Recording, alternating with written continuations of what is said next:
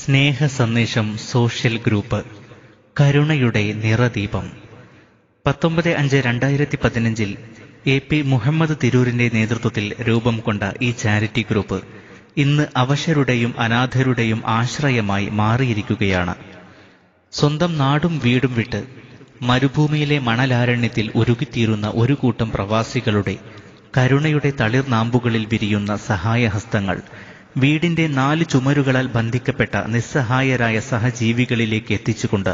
സ്നേഹസന്ദേശം social group അതിന്റെ പ്രയാണം തുടരുകയാണ്. എടക്കരയിലെ നിർധനരായ യതീം കുടുംബത്തിന് വീട് നിർമ്മാണത്തിലേക്ക് സഹായഹസ്തം നീട്ടിക്കൊണ്ടു തുടങ്ങിയ ഈ ഗ്രൂപ്പിന്റെ ജൈത്രയാത്ര 100ാം ദിവസത്തിൽ മൂർഖനാട് വെച്ച് 150ൽ പരം ഭിന്നശേഷിക്കാർക്ക് ഇരുട്ടിന്റെ മറ നീക്കി പുറം വെളിച്ചത്തിന്റെ മാധുര്യം പകർന്നുകൊണ്ടും അവർക്ക് അവശ്യ വസ്തുക്കൾ നൽകിക്കൊണ്ടും ഒട്ടനവധി നിസ്സഹായ കുടുംബങ്ങൾക്ക് ഭക്ഷണ കിറ്റുകൾ